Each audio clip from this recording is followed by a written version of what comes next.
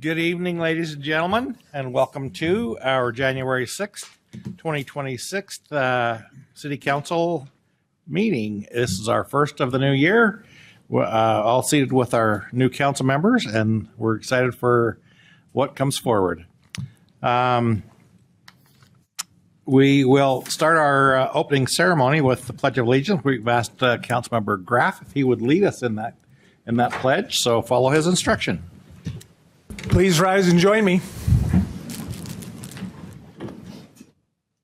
I pledge allegiance to the flag of the United States of America and to the republic for which it stands, one nation, under God, indivisible, with liberty and justice for all.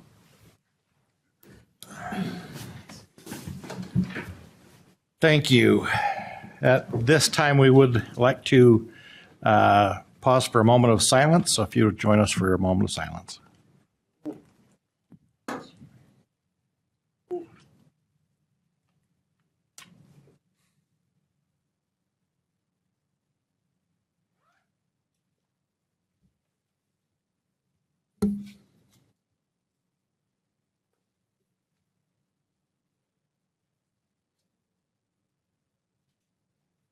And thank you. At this time, we would like to give a moment for some acknowledgments. Are there any acknowledgments council members have for today? Chair, I have an acknowledgement. I'd like to actually thank you, Mayor Nadolski, for kicking this off.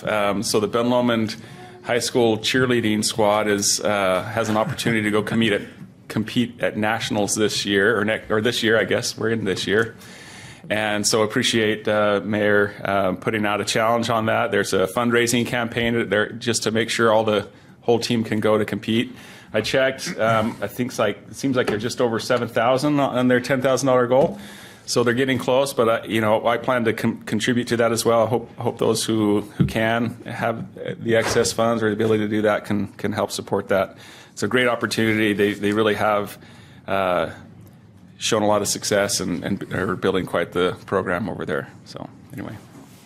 Thank you. Anyone else? Chair, yeah.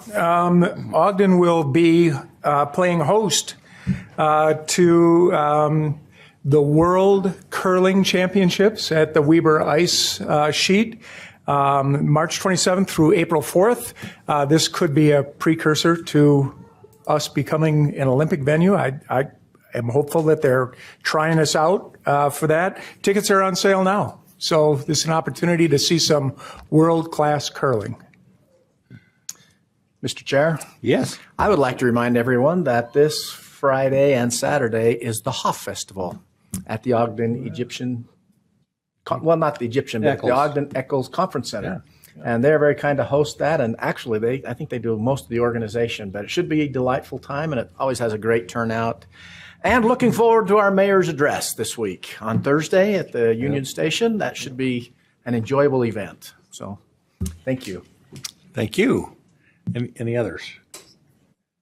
I'll just make a little footnote that this is Councilmember Joe Burka's last meeting. We did kind of roast all of the people who were leaving us in December, but you got a little extended stay because of a vacation. But anyway, we thank you for filling in for one last meeting and wish you the best.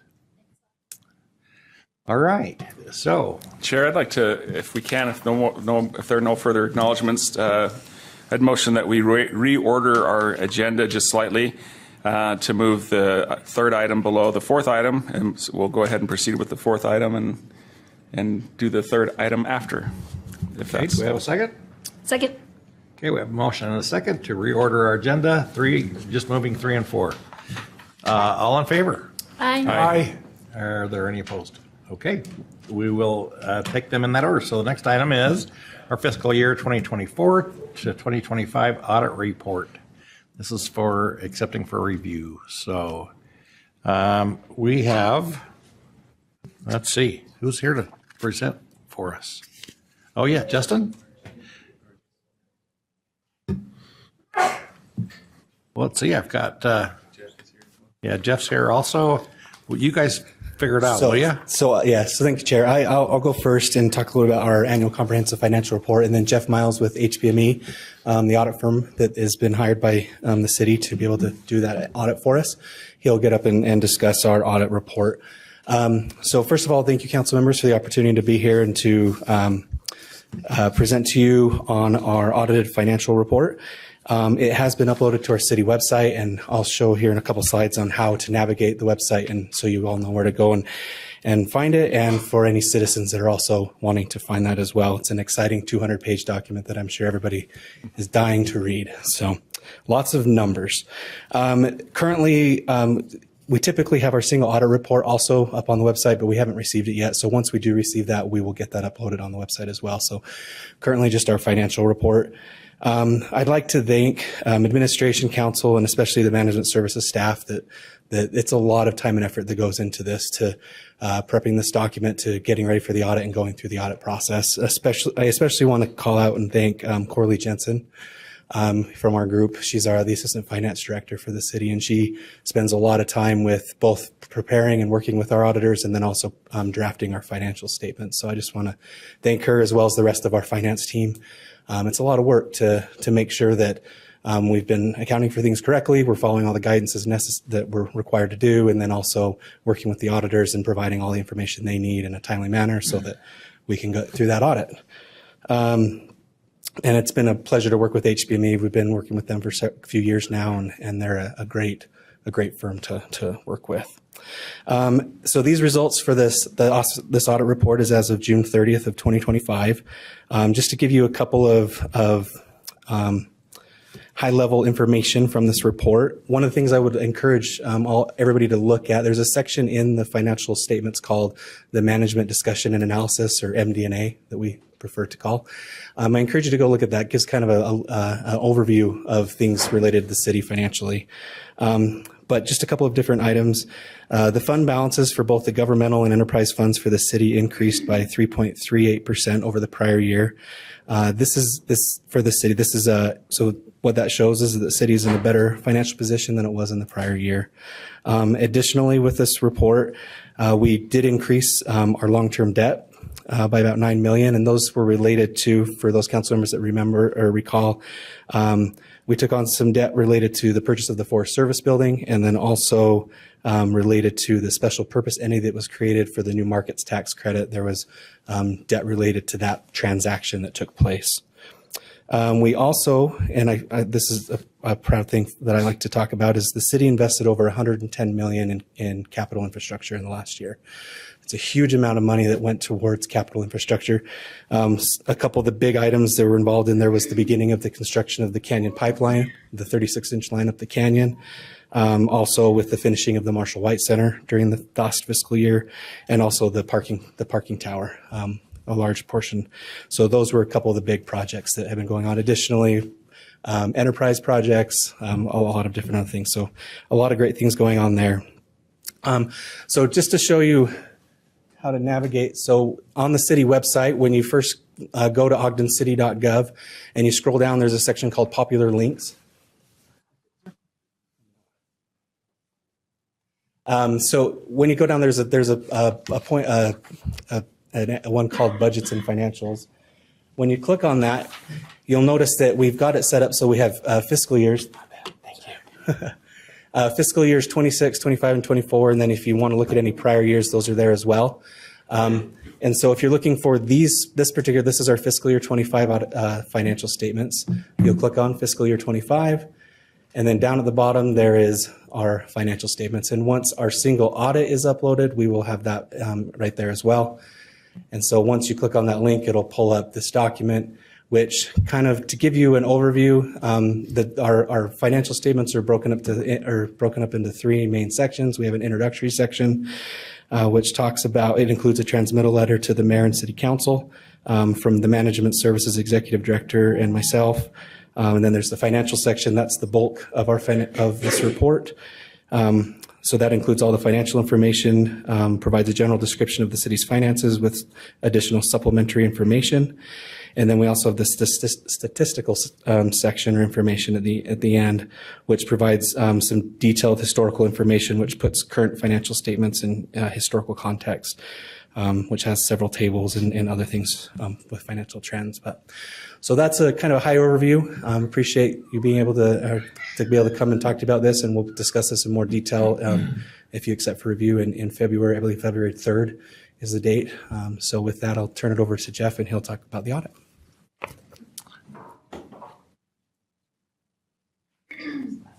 Welcome, Jeff. Thank you. Thanks, Justin. It's a pleasure to be with council and the mayor once again, presenting the audited financial statements. As Justin said, it's a 200-page document, and of those 200 pages, about 10 of them belong to our firm, the reports that we issue related to the financial statements. I'm happy to report that we are issuing a clean or unmodified opinion on the financial statements, that they are presented in accordance with generally accepted accounting principles. And with that, it's a long process of quarterly drafting the financial statements and going back and forth, reviewing them to make sure that they're as accurate as possible.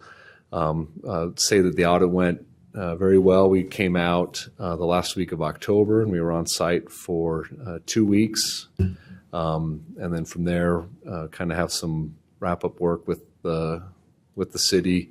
We met with the audit committee the second week in December to preliminarily discuss the financial statements as well as the results of the audit. And with that, we did have 2 findings related to state compliance this year, and we can discuss those in a little more detail at the work session. But the findings, one of them related to the budget of the new special purpose entity. That SPE was formed in April or May, I believe. And so it was pretty late in the budget year. And because of that, the city didn't adopt a budget for that fund for the year. And there were a few expenditures related to the issuance of the debt that weren't budgeted for by the city before that occurred. And it's kind of a one-off transaction. It's the first time I'd ever seen a special purpose entity formed by local government. So it's just kind of the city learning how that's going to be blended in within the city's financial statements. And then that was the only finding this year. So I thought prior year we had 2. This year we only had the 1 finding related to the budget. And then also with every governmental audit that we're required to do, we sit down with management and we go through the internal controls that the city has.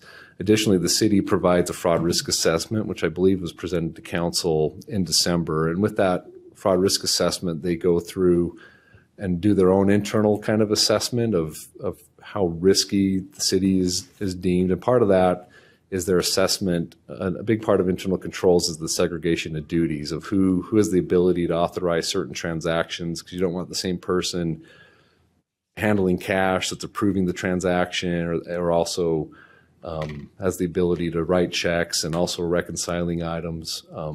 So with that, they kind of do an analysis of those segregation of duties, and then we do some follow-up to make sure that those transactions are happening properly. And with that, we didn't identify any significant deficiencies within the city's internal control framework. And one key way we also identify that is through if we identify any misstatements in the financial statements or it results in a journal entry. Because usually if there's a journal entry during our audit, it's because there was a breakdown in internal control somewhere. But during our audit, we didn't have any journal entries that we proposed to management, which is a testament to them that they're taking the time to reconcile the city's books accurately and timely and ensures that the audit goes well.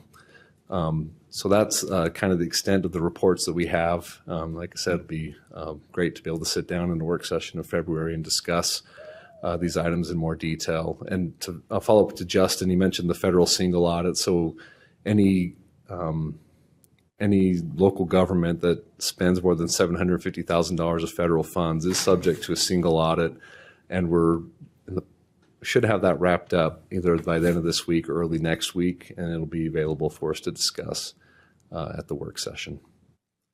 I guess with that, any questions from council or mayor with respect to the audit? Any questions for Jeff or Justin at this point? Okay, thank Great. you. Thank you. Chair, I don't have questions, but I did want to also just mention Councilmember Myers and I are on the audit committee, and we have two outstanding professional accountants also that are part of that committee, and just wanted to thank them, Jared Stevens and Patrick Munson, who were serving in that capacity. So, Thank you. All right. Well, these we don't have input on these, so I'll look for a motion. We'll take them both separately. Chair, I'll make a motion to accept for review the fiscal year 2024 to 25 audit report. Second. Okay, we have a motion by Councilmember Choberka, seconded by Councilmember Graff, to accept for review the 2024-2025 audit report. This is a voice vote. All in favor? Aye. Are there any opposed? Okay, that passes.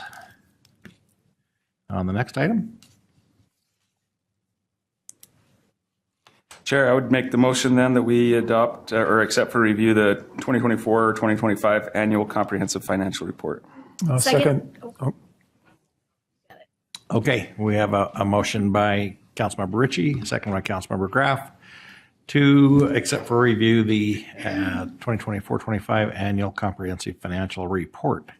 This is also a voice vote. All in favor? Aye. Are there any opposed? Okay, that also passes.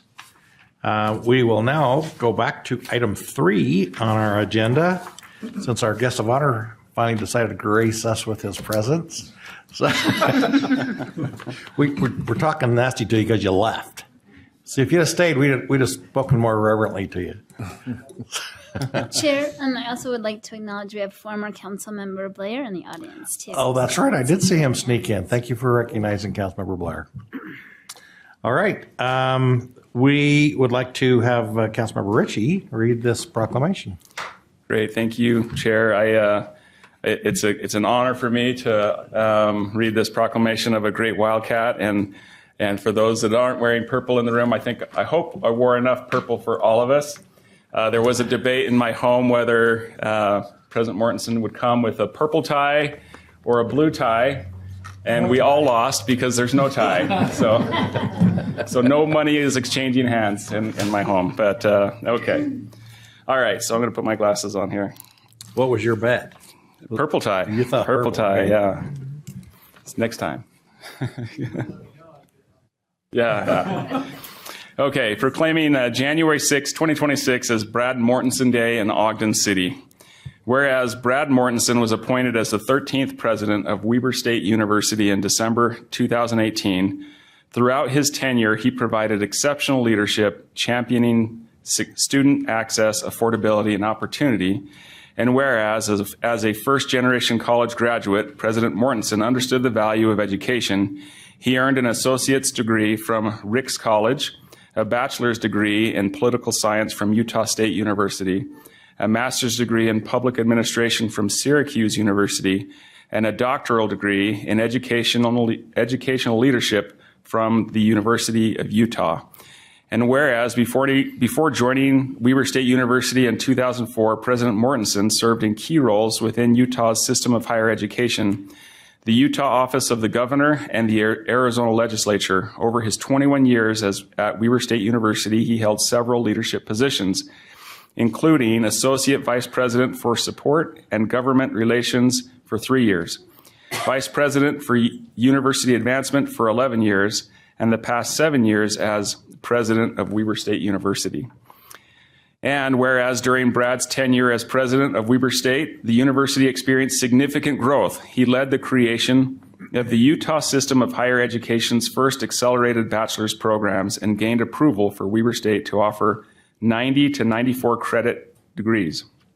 He also established the Miller Advanced Research and Solutions, MARS, Center in partnership with state, federal, and industry leaders, expanded new graduate programs, including the Doctor of Nursing Practice, and guided Weber State's dual enrollment program to become the largest in the nation among four-year institutions in 2024. Throughout his leadership, Brad helped to secure nearly $400 million to enhance academic, athletic, and research facilities across campus. And whereas President Mortensen was a driving force in strengthening the partnership between Weber State University, Ogden City, and surrounding communities, he was a steadfast supporter of the College Town Coalition, which was established in 2015 to enhance collaboration between Weber State and Ogden City. Early in his presidency, he prioritized community engagement through the Weber State Louder and Prouder Tour, which highlighted student achievements and successes at city council meetings throughout the state. And whereas throughout his time leading Weber State University, Brad exhibited leadership and dedicated service. His efforts broadened access to exceptional educational opportunities and strengthened the university experience for students, faculty, and staff alike. Now, therefore, be it resolved that the Ogden City Council and Mayor Benjamin K. Nadolski hereby proclaim January 6, 2026 as Brad Mortensen Day in Ogden City. We proudly recognize Brad for his invaluable contributions to our community. We wish him well in his future endeavors as the president of Utah State University, which I'm hearing from my son that he's doing great things already and is widely loved already up there. No surprise. Passed and adopted on this day, 6th day of January 2026. Chair, I'd make a motion that we adopt this resolution. Second. Okay, we have a motion by Councilmember Ritchie, seconded by Councilmember Myers. And this is a voice vote also. All in favor? Aye. Any opposed? I hope not. All right.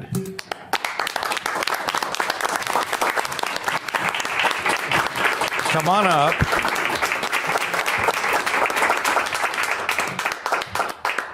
What we generally do is take a photo first, and you can kind of shake some hands as you go by.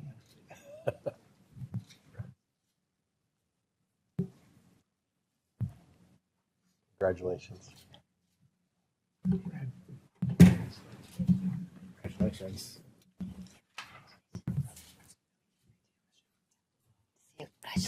Squeeze over that way. Bring up your family with you. Bring people. Just kind of squeeze this way.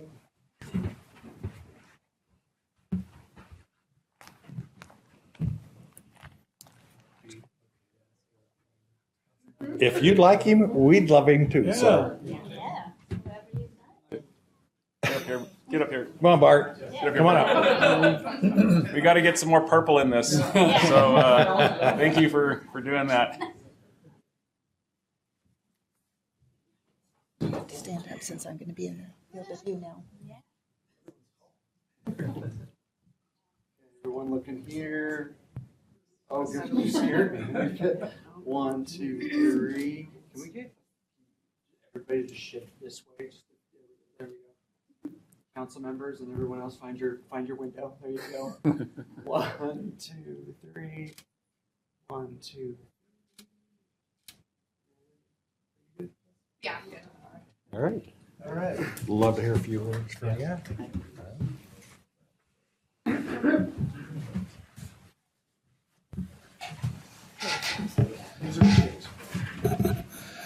Thank you, Chair Heyer, Councilmember Ritchie. Thank you for reading that. I've been here in the chambers a number of times when you've recognized folks, but it's different for yourself. Very humbling. I did resist the urge when I was getting my haircut at 6 o'clock on 25th Street this morning to try to invoke this Brad Mortensen Day and get a free haircut. But that's a true story. But thank you very much. There are many people deserving to be recognized and who play a part. And I just thank you for the partnership and the fun times and a lot of the good work we've done.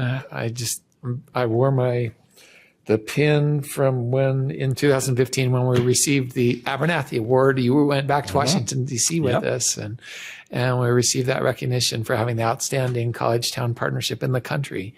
That was something we built after there were some rough relationships between the city and the university for a while, and wanted to try to build a structure that would persist throughout different leadership and different changes. And of all the things, really proud of that because see that persisting. And there's so much great happening in Ogden and at Weber State. And we'll be cheering for the success of that going forward. Obviously, we didn't hit home runs on all the things we tried to do together. Do we still have that zoning passed for housing on the west side of Harrison in case that ever just kidding. That was a long hearing one night. It was. But thank you. Thank you all for being great partners and for just being great to work with and having being able to allow me to help have a positive impact here. And we'll always have very fond memories of the time here and are not very far away, and we'll continue to be looking for opportunities to collaborate and cheer for our mutual success. So thank you very much for this very generous honor. It's very humbling, and I can't thank you enough. Thank you.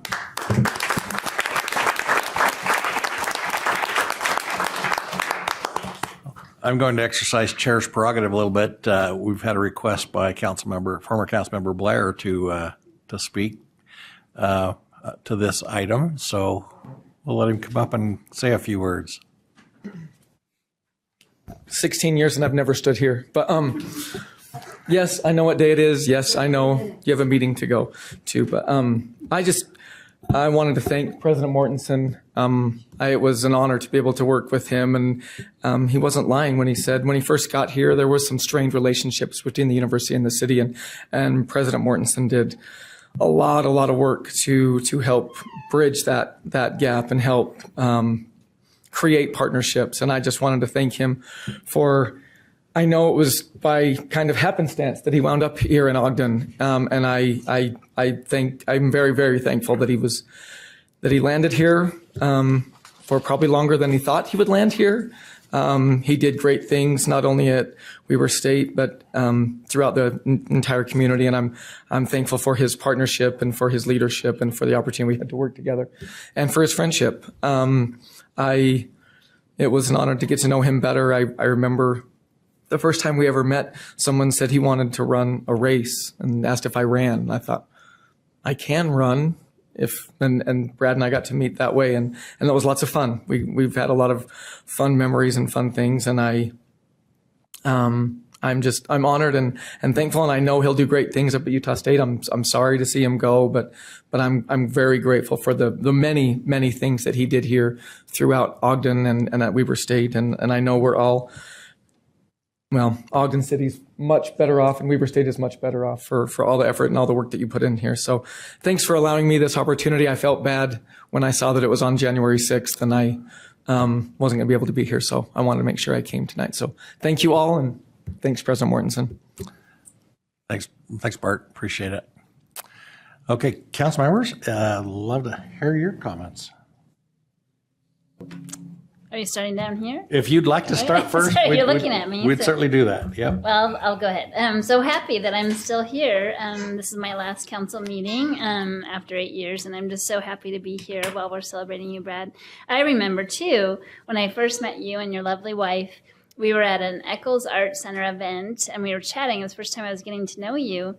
And I was telling you how I was really wanting to one day work at the United Way and work on the Ogden United Promise neighborhood initiative. That was my dream job. And we were actually in the same doctoral program, although you graduated long before me. And it's just so funny that soon after that, I did get that dream job. And then we ended up working together because you were on the board there at the United Way. And yeah, the rest is history. So I just really appreciate your kindness in that moment when I was telling you about my dreams. And then also all the wonderful things you've done for our community. Thank you.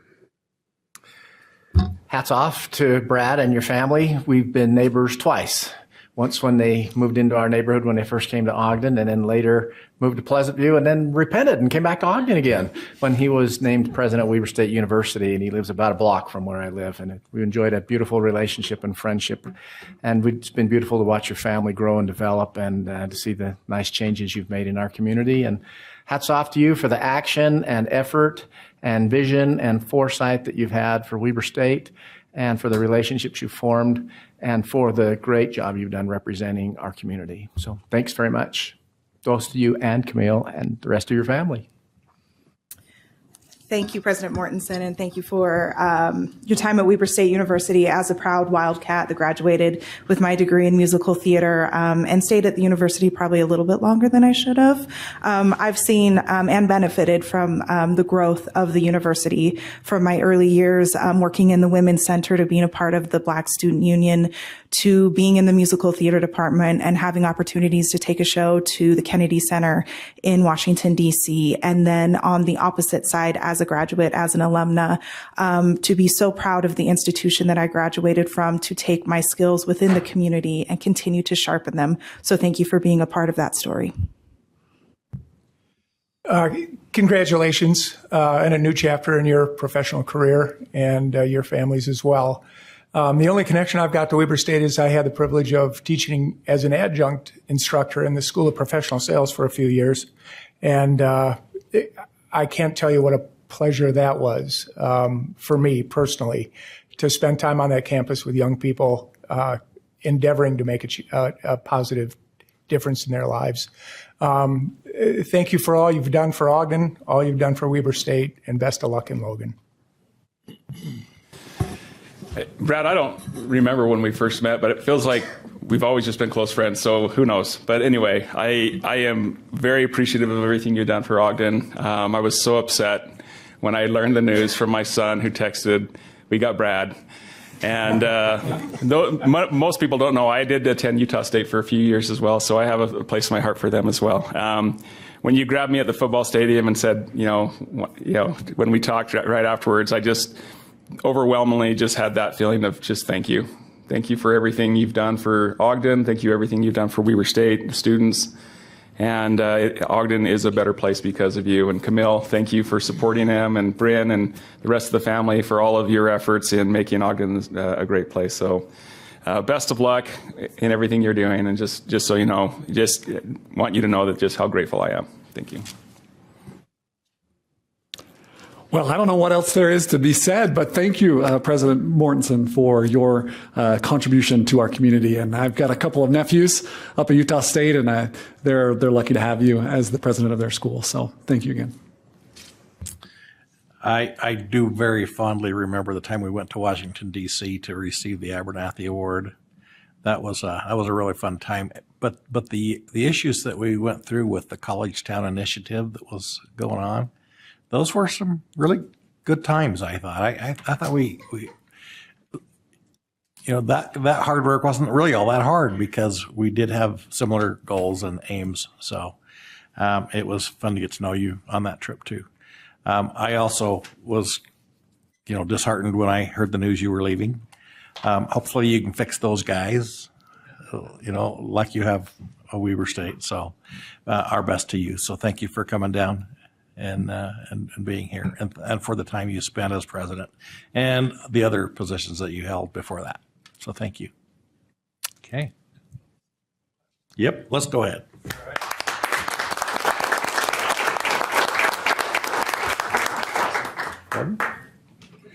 Mayor, do you have a comment or two? I'd love to. In fact, I'll add my voice to everything that's already been said, but I want to thank you for one thing specifically, Brad. And it points to how much Ogden and Weber State did mean to you when you were here, and still does. There's a project that I can't speak too much about, but there's some exciting news coming in 2026. I'll put a little tickler out there during the State of the City, but it's something that Brad and I worked really hard together on. And the news that you were leaving came pretty quickly. And everybody should know that on his way out the door, maybe even 1 foot, maybe 2 feet out the door, he made sure to reach out and say, the university supports this project completely and wholeheartedly, that this is good for Weber State, it's good for Ogden, it's good for the United States of America, and that on my way out the door, I want to make sure that you guys know how much support there is there across the faculty and the institution, while the transitional administration comes in and would not know all of that history. So thank you for making that clear, making sure that that win gets across the finish line, and thank you for loving Ogden so much that you still think about us even on your way out the door. Let's do lunch up there sometime. Yeah, all right. That's great. Okay, the next item that we have on our agenda is our new business. This is council, or election of council vice chair. So I will open the nominations for council vice chair. Chair, I'd like to make a motion that we nominate Councilmember Dave Graff as council vice chair. I think that's just a nomination, doesn't need a second. So are there any other nominations? Okay, seeing no more nominations, would you care to give some comments? Yeah, I appreciate the opportunity to be considered as vice chair of Ogden City Council. We're in kind of a big transition right now with 3 new council members and a new executive director in the office, and I think it's important that it's a grand opportunity for me to really engage further in my role as city council member and support the council as a whole, support the individual new council members as well, and work in collaboration to communicate clearly and often with everybody about what's going on around council, and to engage the administration so that we can continue with a strong, collaborative, open conversation about Ogden City. Additionally, I see this role as an opportunity to continue to grow and engage in the community and give back to Ogden, a city that I really, truly love and appreciate. It's another opportunity for us to serve the residents of Ogden as a whole. Thank you. Thank you. Okay, so the next item is the vote on Councilmember Graff. So procedurally, do we have to start this out some fancy way? I don't think so. I think with the nomination, can we just move to the vote, or does they need a motion and a second to? So a motion and a second, and then a vote. Okay. All right, with that, then I would make a motion that we approve the council vice chair, Dave Graff, as council vice chair. Second. As nominated. Yeah. Second. Okay, we have a motion by Councilmember Rishi, seconded by Councilmember Choburka to appoint Councilmember Dave Graff as vice chair. This is a roll call vote. Councilmember Choburka. Aye. Councilmember Graff. It's kind of funny, but yeah, aye. Councilmember Heyer. Aye. Councilmember Lundell. Nay. Councilmember Myers. Aye. Councilmember Ritchie. Aye. Councilmember Washington. Nay. Okay, that passes 5-2. Generally, we'd give the no votes a moment to explain their no vote if they'd like to. Not required, but you're welcome to if you'd like to. Yeah, I mean, Councilmember Graff and I have had some conversation about this issue and his election, and congratulations. He wasn't my first choice for that position. I see the election that took place in November as a change election, and I think the current leadership doesn't necessarily represent that with the council, and something to consider as we move to another vote in February. But I do look to support all of the things that you've said in your remarks previous to this, of being collaborative and working together, and I think we have already established that relationship, so look forward to it. Councilmember Graff and I had the opportunity to meet up, and I appreciate that opportunity to chat, to get to know each other more.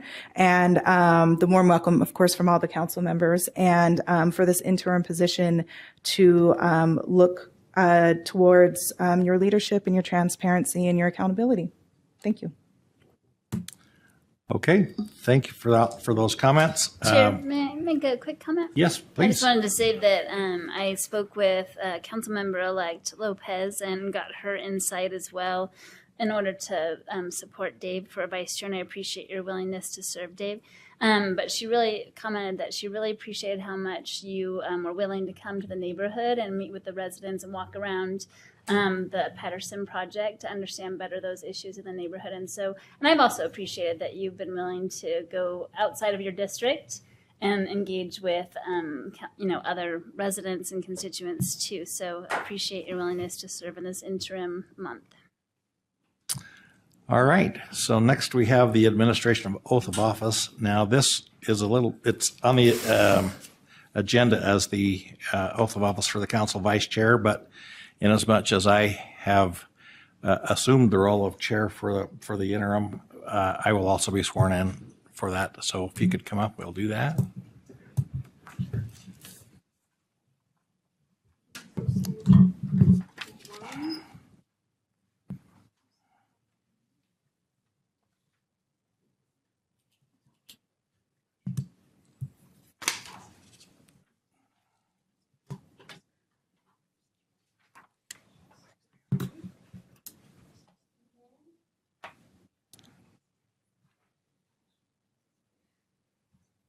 You'll both stand and repeat after me. I do solemnly swear I do solemnly swear that I will support, obey, and defend that I will support, obey, and defend the Constitution of the United States the Constitution of the United States and the Constitution of the State of Utah, and the Constitution of the State of Utah, and that I will discharge the duties and I will discharge the duties of my office with fidelity. of my office with fidelity. Congratulations. Thank you. Thank you all. We now have on our agenda public comment. So this is an opportunity for you to address the council on any topic. Please come to the microphone. Give us your name and city, please, and limit your comments to 3 minutes.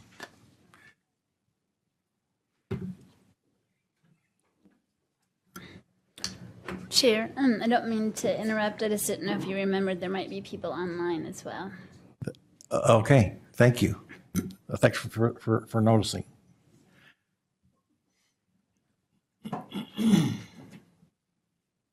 Well, I'll kick this year off.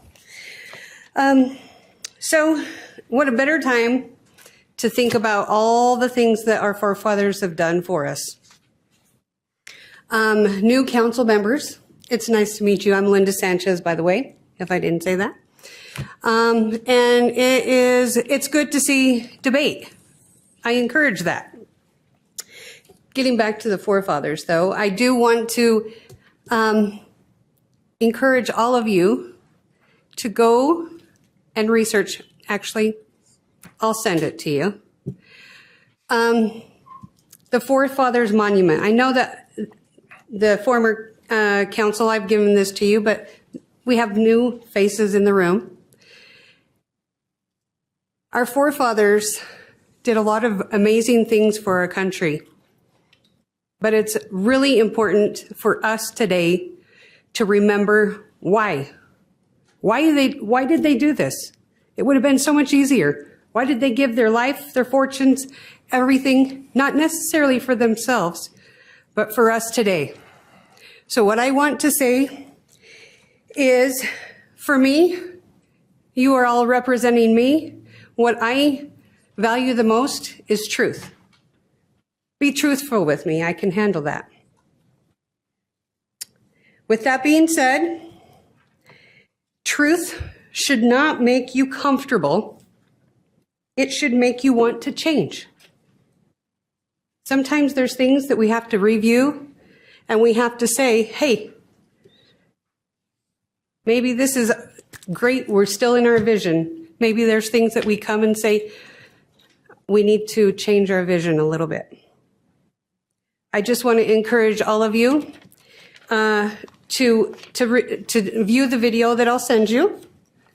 And just remember, if there's something to be said, please, truth, I can handle the truth. And that's all I say. And thank you for serving on my behalf. With that being said, I have, for the new council members, you guys were not here when I gave these out. So I will give those out to you. Thank you. God bless.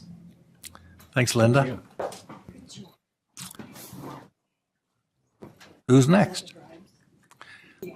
Looks like we got a couple online. Oh, we got some coming up. All right, come on up.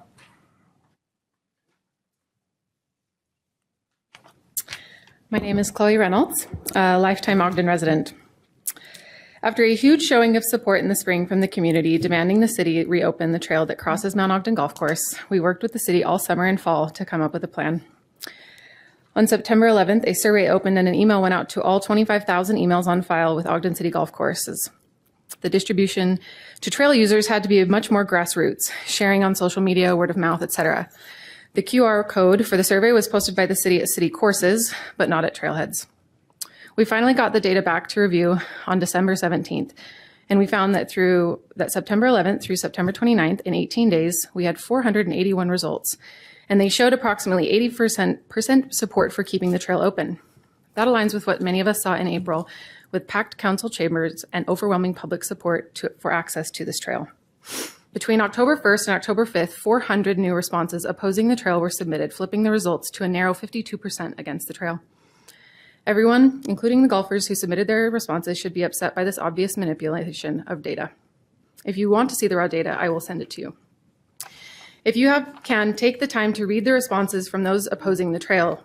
If you get past the expletives and the many copy and pasted threats to leave the men's league if the trail is, quote, built, it is obvious that the opposition is to a new trail, not the same one that has been there since before many of these golfers were born.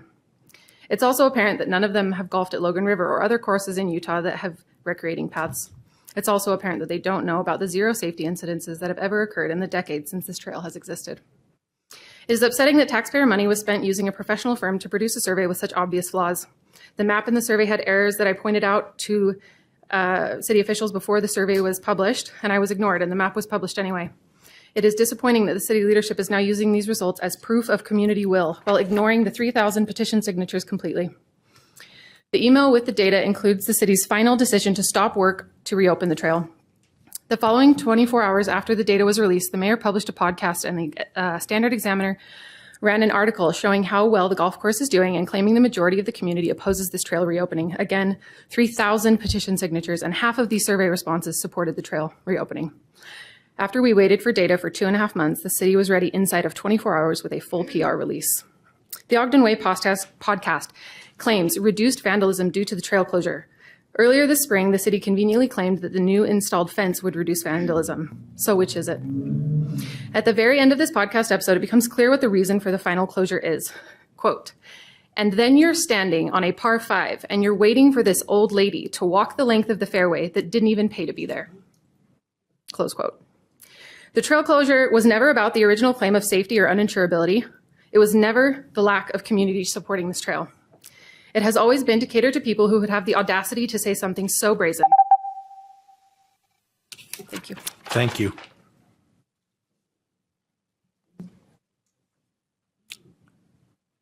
Anyone else in the chambers?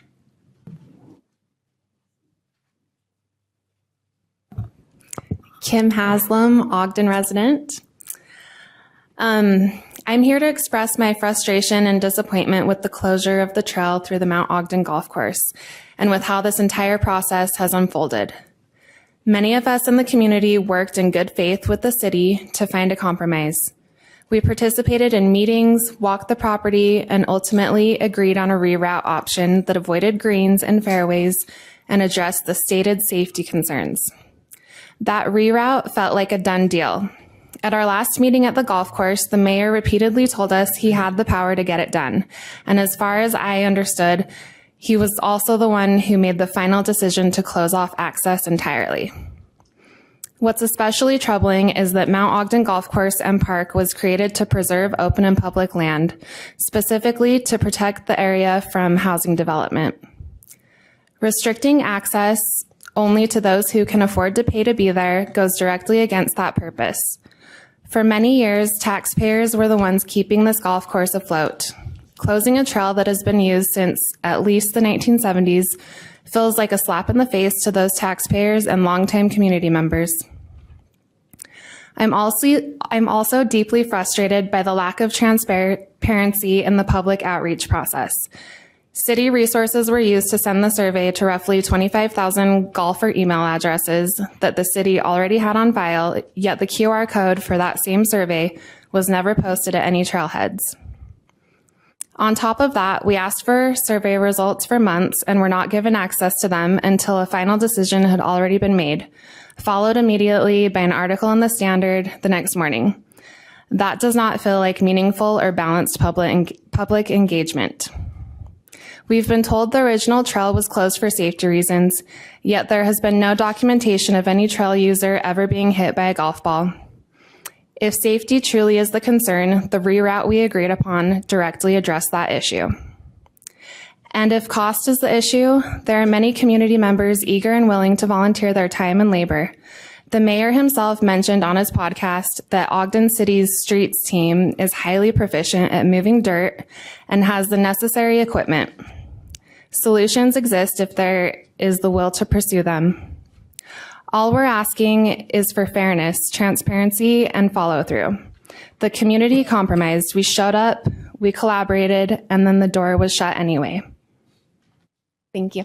Thank you.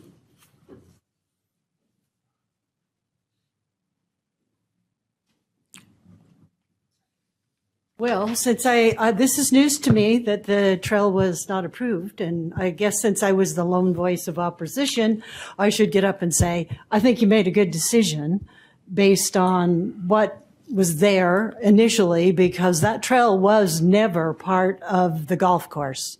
Laura, could you tell us your name? I think y'all knew me by now. Laura Lewis, Ogden City resident. As a hiker and a golfer, I remember when that golf course was built and that trail was shut off. All the hikers knew you went around that, and it has been allowed to be a bike trail and hiking through there.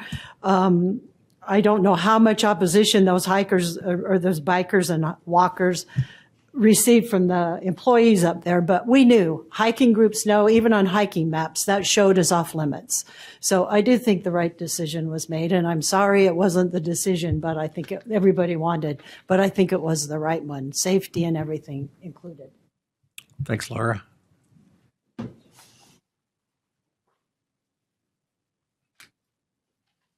Hello, Chase Reynolds, forever Ogden resident. I appreciate opposing views. I think it's important that we hear everybody. I would just pick up where Chloe left off. I think she was sharing an important sentiment that one of the core tenets of kind of what makes Ogden Ogden is the fact that we can all recreate together, and that's something that people come from far and wide to be able to enjoy. Referring to, having to wait on a par 5 for a little lady to walk down the fairway. I mean, I can think of how many dozens of times you wait for a foursome that's up on the green just chatting and makes you wait, so I don't think there's really that big of a deal for somebody to cross the fairway. That's a pretty easy thing to wait for.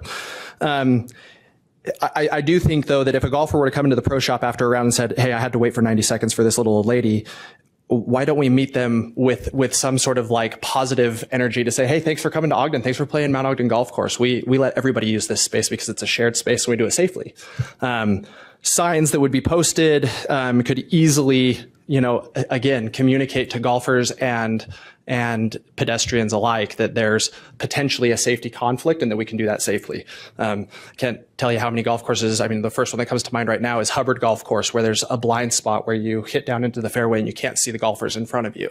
And so they put up a mirror that you can stand at a specific spot and then see the entire fairway down below you. And I think that that's something that could be done in Mount Ogden for very inexpensive and something that could be effective. Something, again, also worth considering is that, maybe it would be worth, spending some city resources to look into easements, parcels, deeds, other records that prove whether or not the city can legally just take ownership of land that's owned by the Federal Bureau of Reclamation. All the plat maps and everything show this kind of public easement right-of-way use long before the golf course was ever built. And so, I'd like to see, where exactly, that change of ownership or something actually happened. If it did, that's great. I'd just like to see it. And then I think just sort of on a personal note, again, I'm a golfer. I got the email. It does feel rather disingenuous. We talked about the whole good faith issue with the housing project that was worked up here between Ogden City and the Weber Housing Authority. I think that there's a little bit of potentially bad faith in releasing the results of this poll and then immediately within 24 hours releasing a podcast and a newspaper article that says like, hey, look at this great success, without involving any of us. So where possible, I think myself and the large group of the 3,000 people who signed this survey initially would hope for a little bit more clarity and more information and hopefully even just a further open conversation to talk about what we do next. Thanks. Thank you, Mr. Reynolds. We do have some hands online. Maybe we'll go there for just a minute. The first one is Heath Sato. Hey there, Heath Sato, Ogden resident. I'm going to have to pull out my headphones because I'm getting the echo. Mayor Nadolski and I have spoken enough times. We've spent hours discussing issues, even right here at my sculpture studio where I am right now. And I won't question, I'm not going to question what's in his heart about this, as I promise you, I know Mayor Nadolski honestly wants to make the best decisions for Ogden, and that he truly cares. That's not in question for me, at least. I appreciated the conversation during the work session today between Councilperson Lundell and Mayor Nadolski. Chloe already went over some of the key issues with the poll, and it was unfortunate we had to find out from KUER and not our local paper about the way the survey was promoted to the golf community and not so much to the Trail Network community. I just, if you feel you need to close down a trail for safety and legal reasons, I'm fine if you just stand by that decision. But online polls without actual data of who the people participating and all that, they're worth less than nothing, and we shouldn't have spent money doing that if they were going to be used in this way. I can understand if you wanted to get some feedback, but presenting them as a slightly positive for golfers just wasn't helpful for anyone. And I think we can do better. So just something to consider as we move forward in future decisions. Thanks. Thanks, Heath. Next is Teresa's iPhone.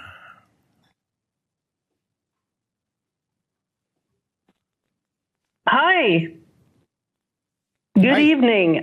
This is Teresa Bramwell. Thank you for taking my call today. I just wanted to say welcome to the new city council members. And I understand from reading some news that 3 of the new city council members live in East Central Ogden. I am elated to hear that. And I want to remind the City Council that East Central Ogden has been taking a haircut of the property taxes being paid in that area for many other projects that have happened in different areas of Ogden, including the junction. And I'm sure there are others. And since we now have 3 City Council members that live in East Central Ogden, I expect to see some amazing things happening in East Central Ogden, and maybe the rest of Ogden can start taking a haircut and that money can start pouring into East Central Ogden, because the taxpayers in East Central Ogden don't have any hair left. We are completely bald, and we need the rest of the city to step up for us. Thank you, and have a good evening. Thanks. Thanks, Teresa. Next one is Wesley Calgren, I think is how you pronounce that. Yeah, that's me. Can you hear me? Yep, we can hear you. Perfect. All right. My name is Wesley Calgren. I'm an Ogden resident. Anyway, I wanted to chat about the survey for closing down the trail. I don't think the survey is a very good way to, or a very good margin in order to judge closing down the trail. The problem is I actually just got out of the statistics class that I'm taking at Weber State. I'm on the Weber State cross country and track team. And it's very important to us that we have a flat trail from the school that's soft to run on. But what I was saying about that statistics class is whenever you release surveys, the problem with surveys is they're not very good at reporting data. Honestly, they really aren't. In order to have a 2% margin of error, you have to have over 500,000 responses. And I don't know if we even got more than 1,000. So to say that there's an overwhelming majority, there's a majority in Ogden that's for closing down this trail is really not. It's really not. It's more of a 50-50. When you do statistics like that, you find that whenever it's not outside of this margin of error, your null hypothesis, which is 50-50, is true. And so I think this survey was a very bad representation of what the Ogden residents want. On top of that, I know that there were people who live in California who have golfed at Mount Ogden, and they received this survey. So to me, it brings into question whether all of these people are really Ogden residents too. So I would like you guys to reconsider how this was done, and I want you to think about maybe putting it on the ballot when elections come up, because I heard that's what's going to happen this upcoming February, I think. But I think it would be a good idea, and it doesn't have to be a lot that you put on the ballot. You can put a few simple sentences. Okay, I'm sorry, but just a few little sentences that explain the situation, and then it's done. And I can help you with that if you want. And with that, I'd like to end my time. Thank you for all you guys do. Thanks, Wesley.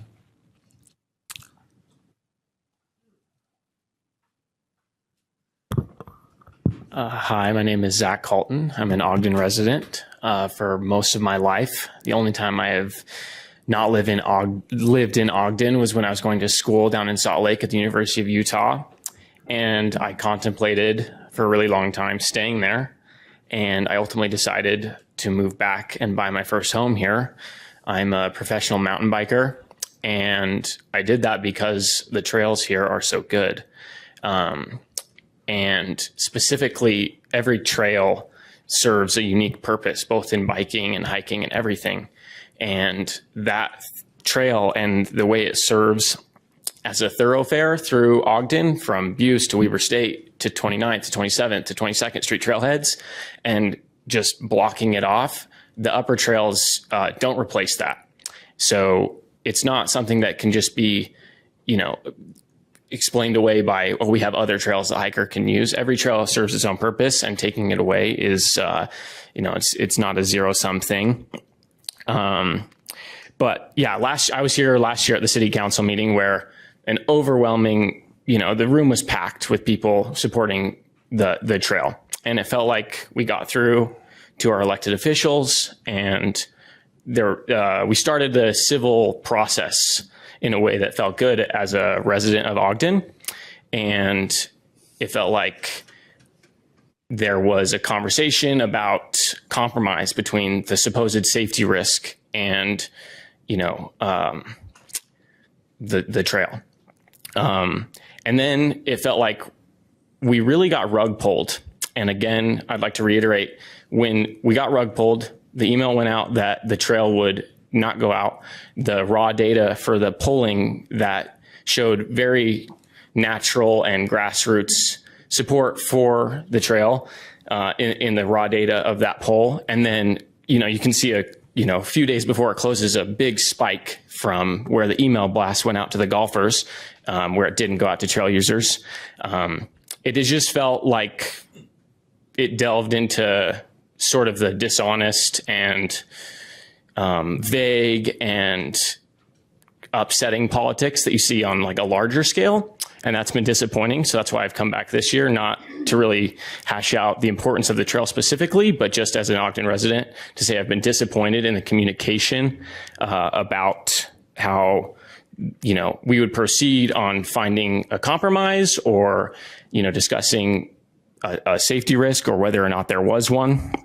And that's felt like, you know, with the results being artificially manipulated with targeted email blasts, you know, it's felt like the mayor maybe has sought out a result regardless of whether or not that was supported by Ogden's residents. Thanks. Thanks, Zach.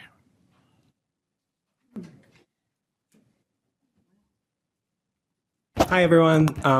Taylor Knuth, Ogden resident. First, I want to start off by congratulating our new council members. I've never been more hopeful about the future for Ogden City. And I agree with Council Member Lundell that this was an election about change. And with that, I hope it signals a new direction for this council. I'd like to return to an email that I sent on November 30th that I'd like to address in tonight's comments. I've lived in East Central Ogden for over a decade. I've sent this email on November 30th asking a pretty straightforward question regarding the flock surveillance network operating in East Central Ogden. Council members Ritchie, Graff, and Choburka responded. Then council members Blair and White did not, and Chair Heyer did not. Even council members Lundell and Washington, who hadn't even been sworn in yet, took the courtesy of responding to a constituent. So let me ask a few questions on the record because I and my neighbors deserve answers. Mayor Nadolski, you made transparency a centerpiece of your inaugural address. You said earning trust requires being transparent. The Ogden Way also promises, quote, a secure and vibrant environment for all residents, and, quote, a stable neighborhood built on connection and pride. How does constant surveillance of my neighborhood align with those values? Because there's what the Ogden Way looks like below Harrison. Every coffee run, every trip to Smith's, every drive to my friend's house, I get photographed in my car, cataloged and stored in a database for 9 months, and then it restarts again the next day without warrant, without consent, without most of you understanding what you approved with Project Safe Neighborhood years ago. Only one current council member, now 3 current council members live below East Central. The rest of you made decisions to live in the neighborhoods you live in, and that's great. But in December of 2020, then Deputy Chief Young promised the data would be kept for 9 months unless police get a warrant, that cameras would only read the plates on public streets, that the system wouldn't be used for non-criminal investigation. Those terms were the terms of Project Safe Neighborhoods pilot.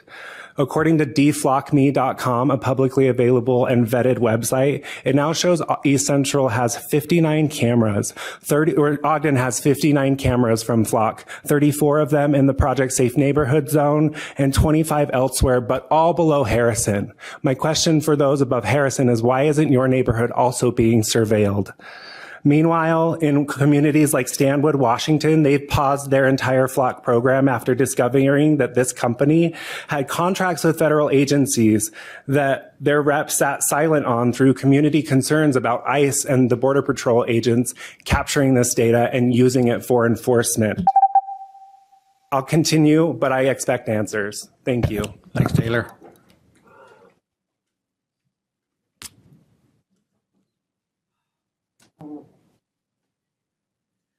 My name is Marilee Blackham. I'm an Ogden City resident. I've been here for 17 years. I'm also the head cross-country coach and assistant track coach at Ogden High. I apologize for my tardiness as I was with my athletes this evening, and I apologize if I repeat something that's already been said because of that. I've utilized the golf course trail personally for training as a semi-professional athlete for almost 2 decades and have found it to be a great asset to the high schoolers I coach. The trail was missed immensely this year, and my athletes were forced onto the roads for flat recovery runs. Every time my athletes are on the road, I'm concerned about the risk of an auto pedestrian accident. Because this trail is so important to me, I joined a group of concerned trail users and met with people from the mayor's office over the summer to come up with a compromise. We had a good plan and were ready to move forward and provide the volunteer help needed when the city told us the last step was to gather public opinion. The survey was distributed with selection bias being heavily posted and distributed to the golf community. Once the survey was closed, the city repeatedly ignored our requests to share the data collected. Over 2 months later, we finally got a response with the raw data and were told the decision had been made to close the trail permanently. We were given no chance to evaluate or give feedback on any data before the decision was made. The next morning, the Standard had an article quoting the mayor on the trail closure. The data was purposely withheld until the final decision had been made and published. The mayor said the majority of Ogden citizens wanted the trail to remain closed. 51.8% is not statistically significant. It is also flawed analysis because the question on the survey did not ask if the people wanted a trail through the golf course. It asked if they agreed to the proposed changes. Several of the no votes stated they wanted the trail left the way it was and weren't opposed to the trail at all. Whatever the future is of this trail, Ogden residents deserve to be heard fairly. Thank you. Thanks, Marilee.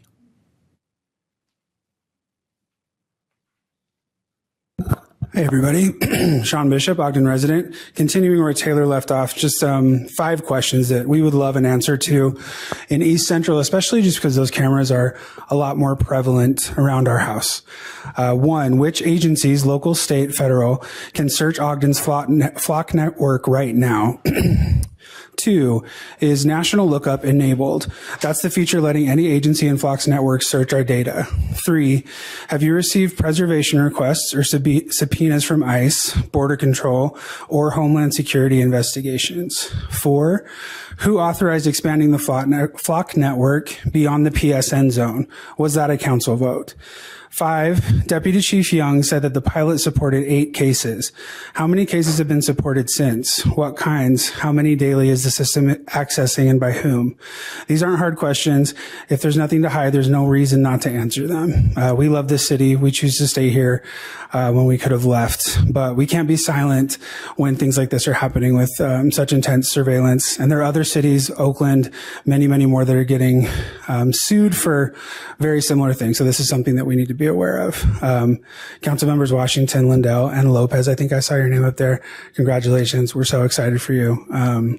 And yeah, please answer these questions. They should be in emails, and obviously you know how to get in touch with us. Thanks. Thanks, Sean.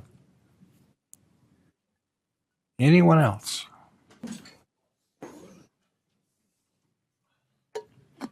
Good evening.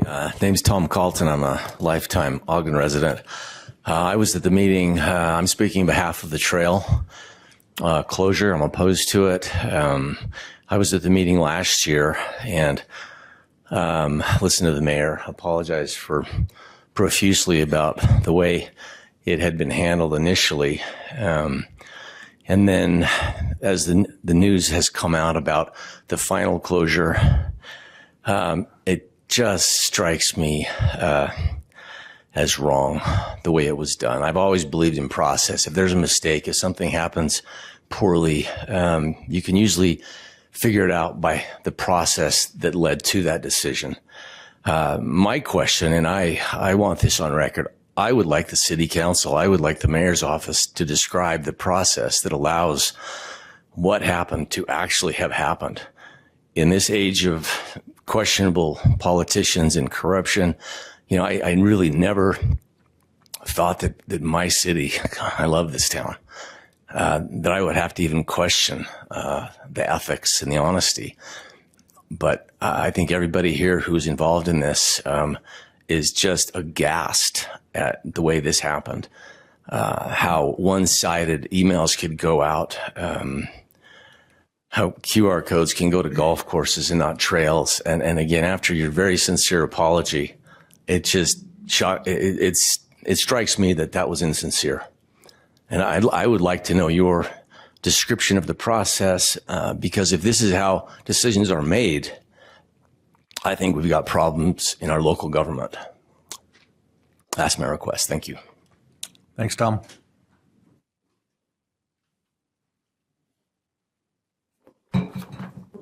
I don't mean for this to be like a attack on Mayor Knight, but I watched the Ogden Way podcast, that episode, and I thought it was an interesting kind of businessy, bureaucratic episode. Thor, can you tell us your name? Oh yes, I'm Thor, Ogden resident.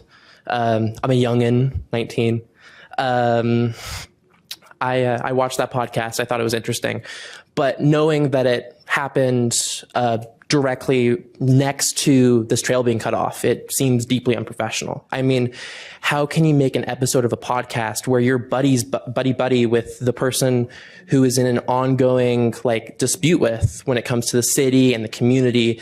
And it seems deeply biased that you can have an episode of a podcast where you're talking to someone who's supposed to represent the community and have an ongoing dispute between them and community members in a grassroots fashion. Now, this is even worse when you consider that was the ICE people. The ICE was harassing people. Actually, no. It was Ogden City was harassing people on behalf of ICE, and this happened relatively the same time as the same podcast was releasing an episode about how great the Ogden Police Department is. And that episode was great. I watched it and I thought it represented how like you were handling the Ogden Police Department. But that doesn't necessarily mean that we should be releasing episodes that are kind of whitewashing the worst parts of what's happening in Ogden. We need to be able to discuss these things without having the mayor have a podcast that is directly discussing those factors when we're in the middle of like crises in Ogden. I mean, our city police talking and harassing people on behalf of a national government which is taking away our community members. Like how can we have a mayor who is running a podcast that is trying to like whitewash that right now? I love the podcast. I think you're doing a great job expressing community members and making sure that everyone feels welcome and showing businesses and people at work, but we just can't have those things right next to ongoing issues. It causes a conflict of interest, which makes all of these discussions much more complicated to have. Thank you very much, and welcome to the City Council. I hope you all have a good night. Thanks, Thor.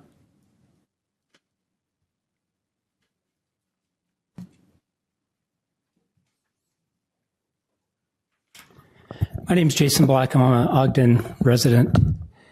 Mayor, I want to know if you actually looked at the results of the survey yourself and went through it and analyzed the data.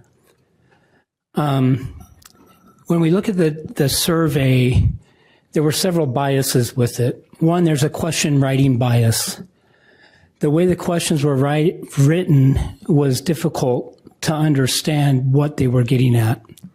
I had a hard time with it. And when my wife and I looked at the first 50 comments and on those results, people had marked no, but in the comments they said they wanted the trail left open. And so, there were a few people that said, I don't understand the question. Second, there's a selection bias that's already been said. Why wasn't the survey posted at trail markers, at trailheads, and where the trail is closed to the golf course? Why was it just posted at 2 golf courses? Third, there was an analytical bias when you look at this. There were 3 parts to the question. Should the trail be closed or left open? Should the existent trail be closed? 2, should the trail be rerouted? 3, should it not be done? But it was, when it was analyzed, it was a 2-part, not 3. How would that change the results when you analyze it in 3 parts? In the quote in the newspaper, and it's interesting that the data wasn't released to other people to make comments until it was released in the newspaper. When an email was sent to my wife on October 9th saying we would have the results within a week or 2 and have them released to you, and it wasn't released until the week of the newspaper article, the last week of December. It's also clear to me with the release of the newspaper articles in the paper that the next day is how profitable the golf course is. It makes me think that this does not have to do with what the citizens want, but with how the city is profiting from the golf course and the profits that it's coming. Because even the article the day before the survey was released was talking about the profitability of this golf course. So hence, there's another bias. You quoted in the paper that there were thousands of responses. There were 844.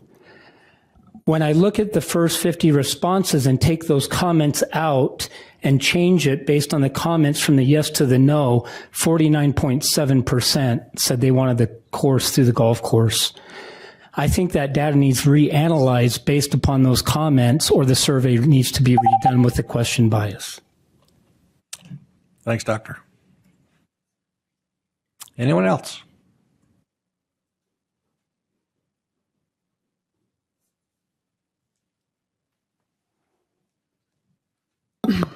Ashley Davis. I live at 3670 Fowler. A lot of this stuff has already been said, but I'm just going to read through this real quick and I'll make it fast for us tonight. So thanks for letting me speak tonight. A little bit about myself. I teach PE here in Ogden School District. I've been doing it for the last 11 years. I've also coached volleyball, track and field at Mount Ogden Junior High, and I'm currently coaching untamed basketball, 5th grade girls. Okay. So, access to healthy recreation isn't just something I enjoy personally, but it's something I deeply value for my family, my students, and the athletes I work with. I've been using the trail from the Mount Ogden Golf Course for 15 years, also trying to do so safely and respectfully. I first gained my love for the golf course trail when I came to Weber State. It's one of the first runs I ever went on.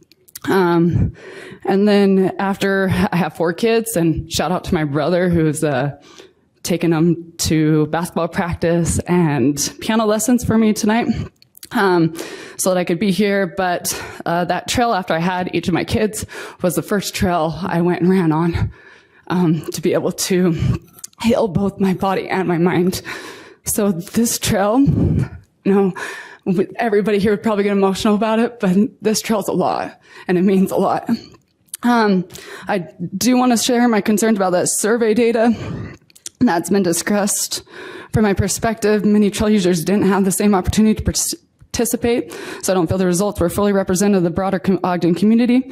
I truly believe that more accurate and inclusive survey data would show strong support for finding a solution that works for both golfers and trail users, along with satisfying the liability issues the city claimed to be the main motivator for the trail closure. I do not think the city administration had made the right decision to end the pursuit of an alternate trail compromise or an actual keeping the trail how it was.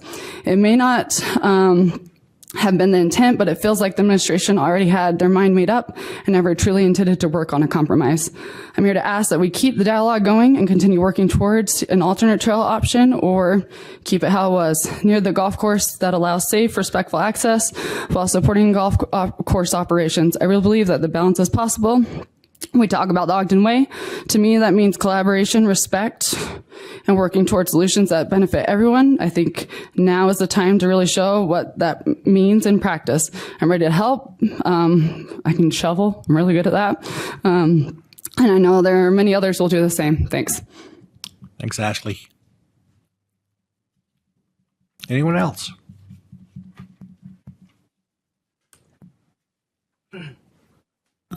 Hi, I'm Kurt Ward, Ogden resident. I originally moved to Ogden back in 2010. I did my undergraduate here at Weber State, and I was actually part of the track team with Ashley. She was one of my teammates. She was a long jumper and high jumper, so I was a distance runner, so we didn't hang out too much. Anyway, after my time at Weber State, I was fortunate enough to go to Auburn University and get my master's and eventually my PhD. And while I was working on my coursework, I did 3 stats classes and 2 survey design classes. And looking at that survey, honestly, it's pretty piss poor, and that's being nice about it. If I were a professor teaching a survey class and that was an undergrad survey class, that'd be a C. It's pretty poor. One of the big glaring issues that I brought up to Chloe when I saw the raw data for the first time, where's the IP data from this? For example, how do we know that one person didn't go through and fill out the survey multiple times? And that could be said on both sides. But it's very alarming when all of a sudden, close to the end, we have this large number of no's. Even more alarming is when we look and see that some of these are coming in at 2:30 a.m. our time. That's really odd when we look at survey data. Another big issue that I have with this is it's brought up that there's been QR codes and posting at the golf course. Well, even more so. Anyone who had ever played at the Mount Ogden Golf Course received an email. How do I know this? I have a brother-in-law who's played at the Mount Ogden Golf Course before, who now lives in San Diego and who's been in San Diego for over a year and a half now. Why did a person in San Diego receive an email that has anything to do with the Mount Ogden Golf Course and the trail that goes through there? Why does anyone outside of even Ogden have a say in what happens to the city of Ogden and our trails here? That's my question, is what are we going to do about this? Why is the survey so poor? Do we need to go door to door? I'm more than willing to set that up. And I know that there's several people behind me that are more than willing to make that happen. And this is very, very sad when we have people who are outside of our city and outside of our state that have a say on what's happening here in our city. Thank you. Thanks, Kurt. Anyone else? I think nobody's online, right? Okay. Chair higher. Oh, coming up? Okay.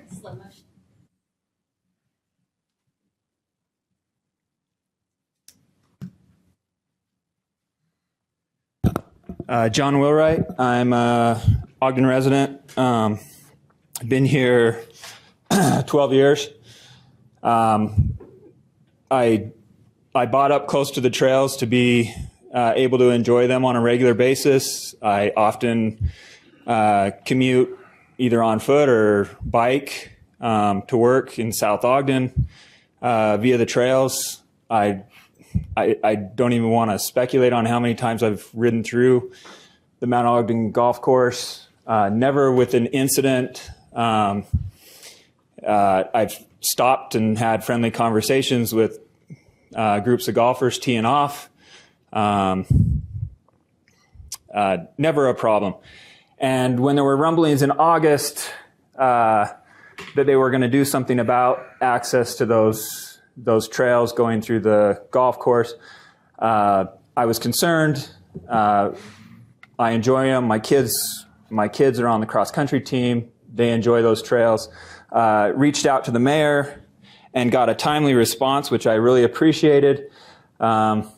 I said, I understood there needed to be a change, that we should possibly designate the safest route through, that there should be clear signs, specifying the risk. Anyway, I got a good response. He said, "Thank you for reaching out. We are currently considering adding some signs to warn of potential risk. If things progress past that, we for sure would have community input and involvement." Everybody knows how this went down. 6 months later, an article in the Standard Examiner comes out saying they're going to close the trail. No ifs, ands, or buts. I followed up with the mayor. He said he had forgotten our conversation, our correspondence. I share the feelings with the people behind me that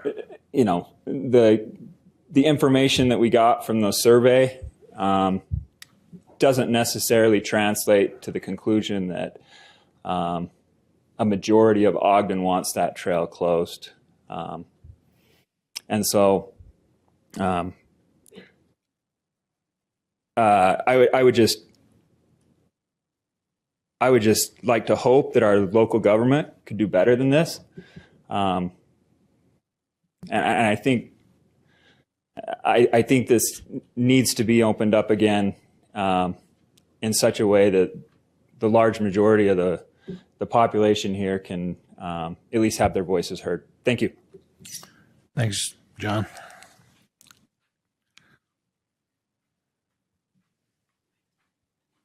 Hi, Lindsay Anderson, Ogden resident. I was late coming in, so I missed some of the beginning stuff, but I've been in communication with a lot of people through this process. And just to reiterate everything, it's been an extremely frustrating couple weeks. We're just looking for some transparency. We want to understand how this happened, and we want some answers. And we hope that we can trust people who are able to help clarify things and help make things right, that we can make it right.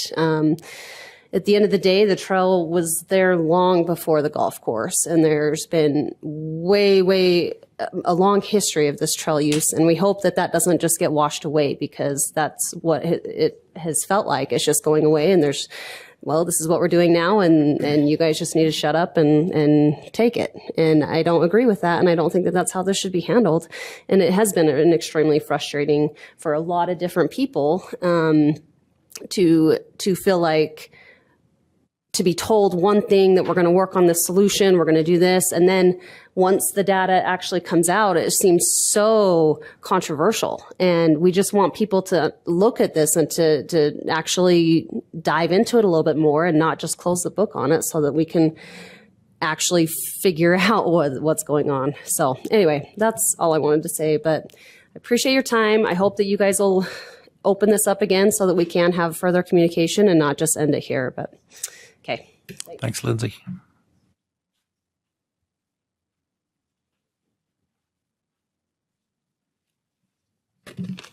Hello there, Justin Haslam, Ogden City resident. Guess he took off, but I went to Weber State and Utah State. So anyways, I just have a question. When we think of Ogden, do we think about how great golf is in Ogden? Or do we think about how great our trails are? Golf has been subsidized by Ogden City for a long time now in Ogden, and our trails have been made by our community. They haven't been made by Ogden City. Recently, we have donated some money. We've given some money to trails, and that's awesome. We need more. We need more. When we think of Ogden City, maybe we think about, the reduction of trails. But we think about the people of Ogden, we think about adding trails. And so from here going forward, I think we need to think about Ogden City as the builder of trails. Because trails, they're our ecosystem. They're us. They're where we meet our neighbor. I've met so many people on the trails who are important to Ogden City, and I have their names saved in my phone because they're important. And that's where I meet them, is out on the trails. I don't meet them, walking down 25th Street. It seems like everybody's just busy to go somewhere, but you meet them on the trails. And so the reduction of trails, taking that away, makes me meet less people, meet less golfers who I can interact with. And so thank you so much for letting us all come here. And I hope we have some comments and some good discussion. Thanks. Thanks, Justin. Anyone else? Going. Okay. Thank you all for your well thought out comments. We appreciate public input. It is very helpful. Now, I think we want to address some of these things. Our practice for our new council members is we get a chance to try and answer these if we choose to. If we know the answer, of course, don't make something up. But anyway, I want to talk to Linda Sanchez, her comments about our forefathers. This is the first month of our 250th year as a country. We're celebrating the Ogden Weber America 250. It's a group that is well organized, and you'll see a lot of that kind of thing going on throughout the community as well as here at the council, that will address our founding and some of those things that make us who we are, how we got to where we are. There were many comments on the trails, and we appreciate your comments. It should be noted that the council hasn't got any authority over these kind of things. This is strictly an administrative function. So it's just kind of how that works. Sean and Taylor, I will apologize that I did not personally respond to your email. When I finally saw it, it looked like there was plenty of responses and I didn't have anything new to add. That's why I didn't reply, but I did see your question and noted it. So, just understand that. So, council members, I think that was pretty well, kind of roughly covered the topics that we have discussed today. There's a lot of different kinds of questions with respects to the process, the survey, et cetera, like that. But I think we're going to let the mayor have a few minutes when he gets his time to talk about those things. So, but council members, anything you'd like to address to the constituents? Chair, if I may? Yes. Councilmember Lundell. Thank you, everyone, for attending tonight and for giving your feedback on issues. It's vital that we hear from our community members, so thank you. We did have some discussion on this in the work session earlier. I'd encourage you to go and listen to some of that. I've got my son here tonight. And for my first council meeting, he decided to support me. He's going to find out that they're real boring. He probably won't want to come again, but that's okay. But I taught him as a 3-year-old to ride a bike on the trail that we're discussing tonight. And I, at the time, kind of hoped that he might turn into a mountain biker like Zach over there. But he turned into a baseball player. He's a pretty good one, too. But we had a whole group of kids. We created a group called Nobbies, and we taught them how to ride bikes, and a whole group of young kids how to ride bikes. And in the discussion, we kind of learned that Mayor Nadolski lives on one end of that trail system, and I live on the other. And accessing that part of the trail system is a different experience from one side to the other. From my side, the other thing Councilmember Ritchie happened to bring up was a system of towing a biker up, and he got tangled up with one of them. Well, I was an early adopter of the towee. Okay. I towed that guy around a few places. But in order to access the higher level trails for somebody that's learning or somebody that's a youth, I've towed him up to get to the trail, the foothill bike trail, where we could then traverse down. That's a steep and arduous trail on your own. Towing a 3-year-old, it's even more difficult. But that's not the way to teach somebody. Teaching somebody, getting them on dirt at a young age, and utilizing that trail was pretty instrumental in him, and probably instrumental in us creating on our trail system, indeed, and creating a professional mountain biker that came out of Ogden. So I appreciate those concerns. I have one the comment that I'd like to bring up. It was actually I got a message from Russ Lawrence, who was a colleague at DWR with Mayor Nadolski, also bringing up the public easement and federal land there. And I don't think we've heard that specifically addressed, so I'd like to hear that. Anyone else? Sure, I'll jump in. First and foremost, thank you for the congratulations and the kind words. I wanted to state my email address, as I've received some emails from constituents already. It's aliciawashington@ogdencity.gov. Again, that's aliciawashington@ogdencity.gov. And on my, you can find my number on my socials and contact me that way as well. I want to point out what I see in the room, which is frustration. I want to point out what I see in the room, which is courage and determination for everyone coming forward and continuing this conversation, whether it's about East Central or new information that you might have heard tonight about the flock cameras that I'm continually looking into. And whether that's information as well about the trails, if you didn't know this was an ongoing conversation.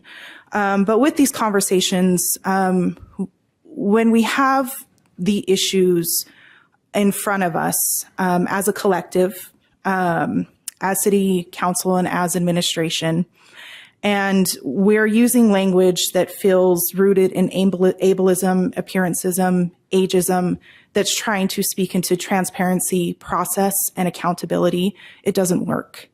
and we lead to misguided conversations, and we lead to frustration, and we lead to a silencing of our constituents. And so I look forward to our new council leadership of how we can continue these conversations about the trails with administration, of becoming more up to date on our flock cameras and the process on that, and that reviewing with Chief Subi. And then also looking more into what our constituents are talking about with East Central. So these will be continued conversations that I will bring up with council leadership and that I look forward to having with the mayor and his staff. And I thank everyone for coming out tonight. And again, please feel free to reach out to me. I've tried to make myself as accessible as possible. So thank you. This is the People's House, and I appreciate your comments. Anyone else?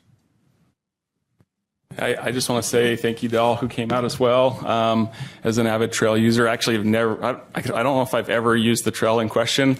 I do appreciate we have a great number of trails in the area, but I appreciate also the concerns that have been shared. And as was discussed in the council or the work session, if there are compromises, I'm supportive of that. Again, I appreciate you just being here. Thank you. Chair? Yes.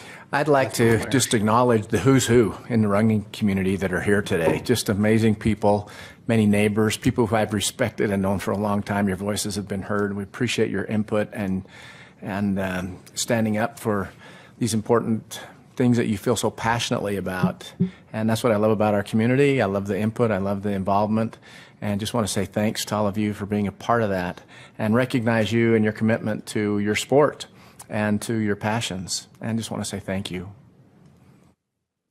Okay. Mayor, would you like to address some of the comments and concerns? Thank you. Thank you, everybody, for being here. I actually really appreciate an opportunity to explain my side, and I hope you'll give me an open mind and ear and an opportunity to do that. When we had the room full of people, I meant it when I said I'm willing to consider alternatives, and I will give credit where credit's due. Chloe and others worked in good faith to come up with an opportunity and an option for us to put forward to the people. And one of the things that came out of the meeting that night was the difference that we had identified, Chloe, about unfettered access versus focused access. And I committed at the time, and I remained committed throughout, that let's come up with a pathway if we can. Let's look at the aerial photo. Let's look at the layout of the golf course, look at the layout of the trail, and let's see if we can find a trail cut through that could work. Now, something that could work has a lot of different angles that we need to consider. And then I was really clear as well at the front end that I was not going to, well, I didn't succeed at this, but I was not going to make the same mistake of having poor public outreach or engagement. I was going to do a better job of doing outreach and getting input from the public. But we needed to find, like, what would that trail be that we would put out to the public and get input on. And so that was the effort that we went through, and that we ended up putting on the map and putting into the survey that we put forward. I knew long ago that this was going to be a very divisive and polarizing issue because I've been hearing from both sides a lot. There's quite a few golfers in our community that also consider golf to be outdoor recreation, and they don't organize the way you guys do. I do hear from them, and I know that you guys don't, but I do, and I'm trying to be mindful of the whole community and the whole city. And so when we came up with the option in the plan, we put it out there, and in fairness to the golf community, we did not ask for their input on the survey, but we did ask for input from the trail group and before putting it out. So that's my understanding. We can talk about that too. When we sent out the email, it went out on the front end, and there was not a follow-up email from that point forward. Email, a QR code, and that was it. And we went out and shared it on social media and all the other trail areas where we could, encourage the trail group to do the same. Our understanding, and as is the case, there's lots of activation and connection there. We were relying on that to help with the balance of the outreach and engagement. So we did not do another email to try and manipulate the results or the outcome. We just did the one at the very beginning, and then we just let it lie. And in the email specifically, I remember, at least, I don't know the exact words, about regardless of your opinion, whichever side you fall on, please participate. We're not going to send an email out to 25,000 people thinking we're keeping some sort of a secret that we're trying to manipulate, etc. We're just trying to put it out there. So where I'm coming from is trying to make a decision for all of us, a decision that is transparent on behalf of everybody who does use this area for recreation. To Mr. Haslam's comment, do we think that Ogden's known for its golf courses or known for its trails? I was just coming from it that Ogden's known for its outdoor recreation. And so that includes the incredible trails that we have, but I also just wanted to make sure that we had opportunity for everybody. I've been saying that since the jump.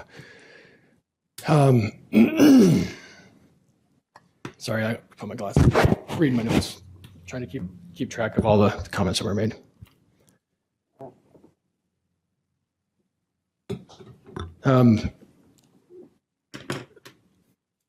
I said it in the work session, I'm not going to claim perfection. I'm just trying to put out effort to be in good faith and be transparent. When we did the, excuse me, the interview, I don't know if you've noticed, but we've been making ourselves and just availing ourselves to the media for all manner of questions.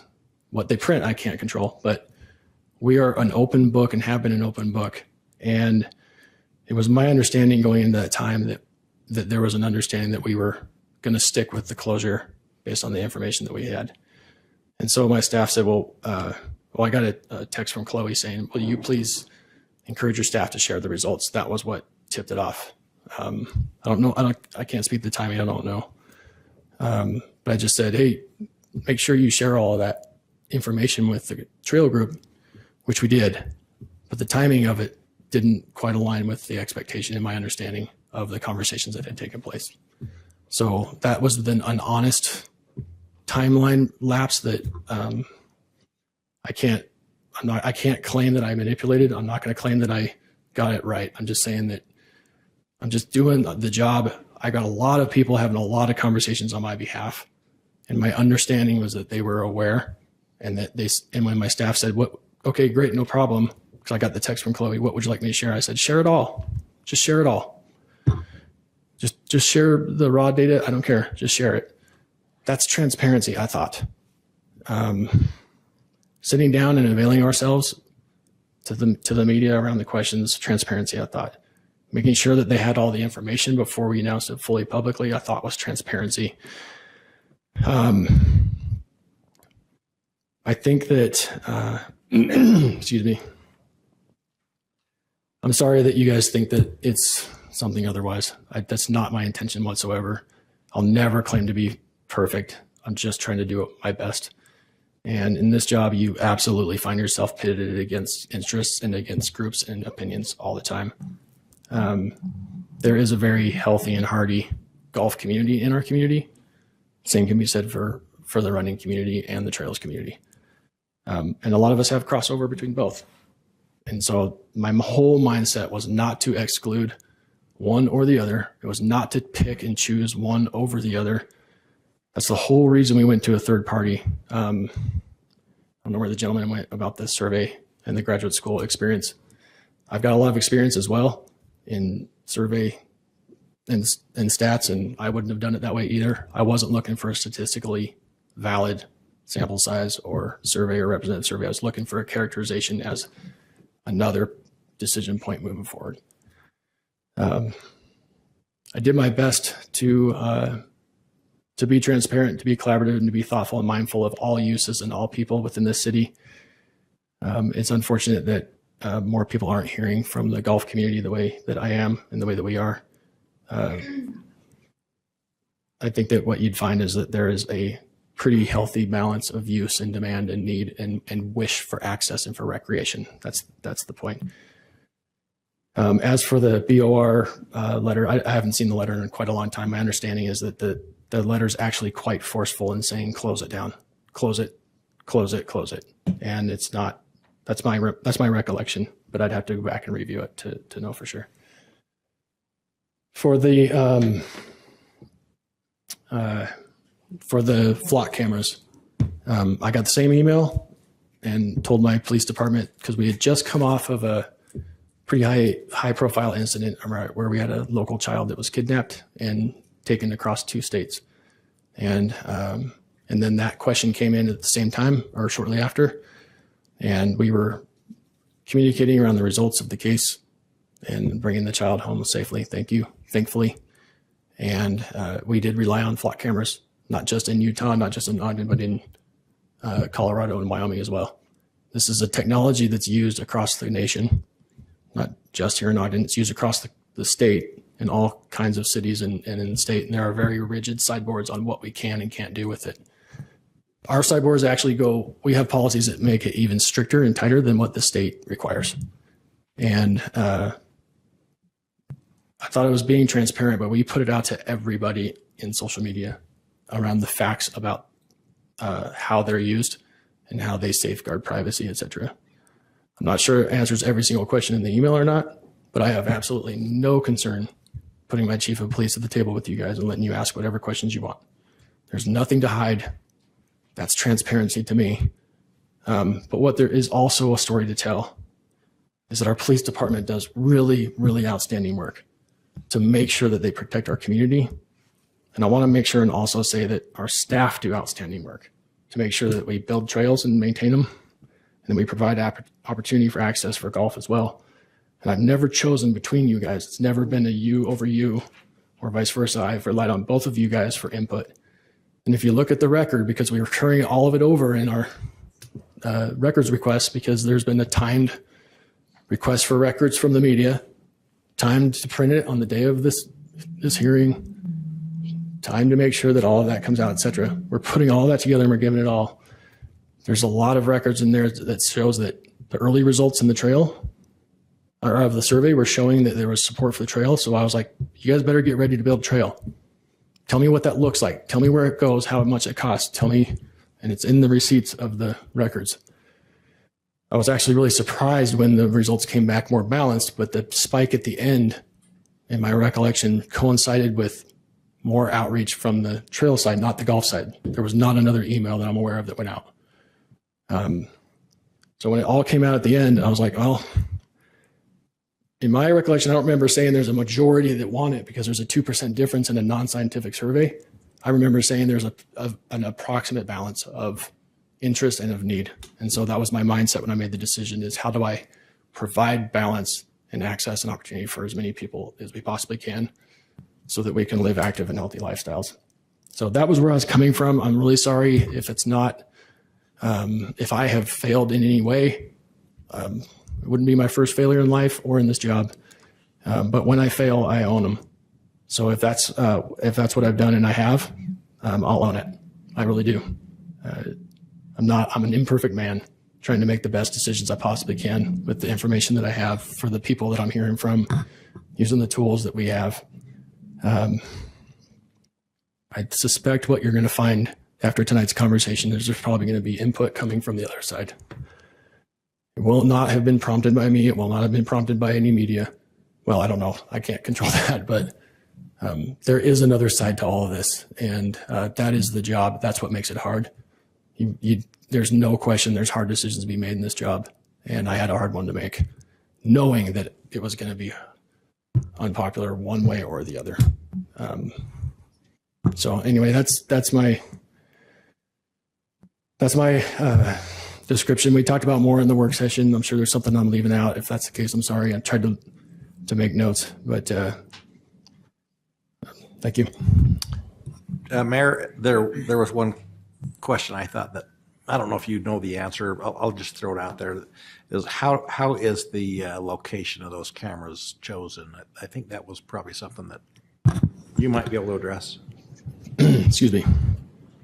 Yes, not based on anything other than criminal activity and where trends and patterns are for crime. And also, Chief Subi can answer this better, but we're also looking at major ins and outs and traffic patterns and stuff that match and overlay with the patterns for where criminal activity is occurring.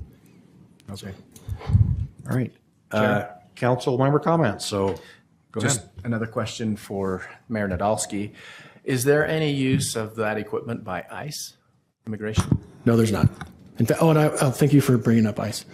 I don't know the timing of when ICE comes and doesn't come into this town. We have absolutely no control, no authority, no influence over that.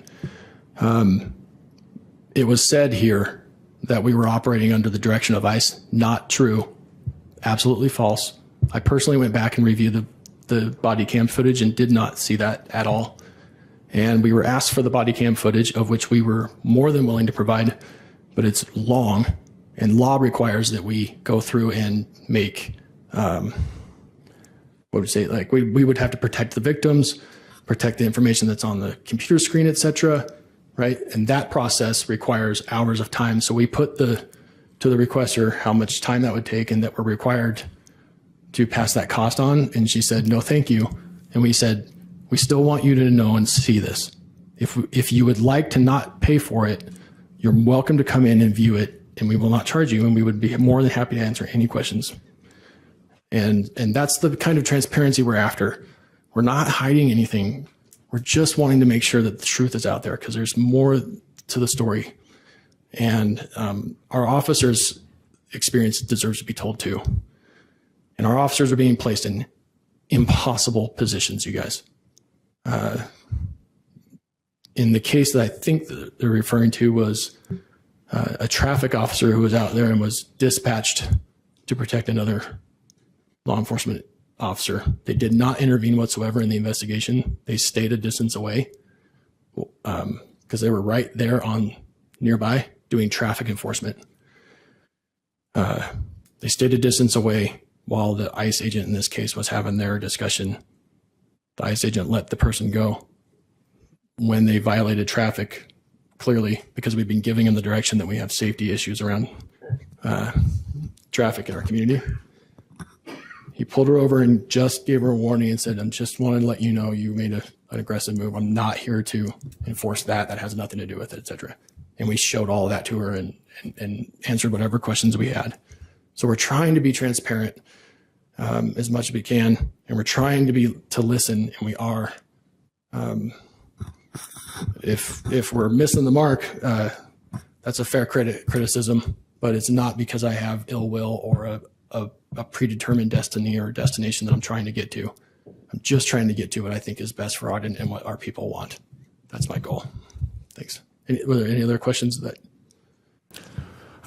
Chair, I have one. Absolutely. Go ahead. Just so that the folks in the room who came on the trail issues have a clear understanding, because I know there's kind of two trails here that we've been discussing. One is the closure of the trail through the golf course, and it sounds like that's settled. But also the alternate route that was proposed by the community. Was that decision a no? And if so, we've heard about the survey. Were there other reasons why that was a no? So, yeah, we came up with the layout. You're asking if that trail's a no, or if the trail proposed in the survey that was proposed by the folks in this room. Correct. That was the option that was put to the public and said, give us your input if you are a yay or an A. And it came back balanced. And I just said, we're going to continue with the closure as it is without building that trail. It doesn't mean it's over, it's ended, that I'm done. I'm just saying that we're anticipating increasing participation in trail use and in golf, because the trends are both accelerating greatly, and we're looking for balance. And so at this time, it's going to remain closed. Yeah, I mean, if there's other efforts otherwise, I'm certainly not the king of this town. I'm here to try and help. But with the information that I have, I think that's the best course moving forward. Mayor, given the flaws in the we don't take sir. Public comment is over. Sorry about that. And I'll just say, I'm not ignoring the flaws in the survey. They were not intentional. No, I'm not. I'm telling you that I get the flaws, but we asked a third party to do it for a reason. It didn't work out for us, apparently. Thank you. Any other council member comments?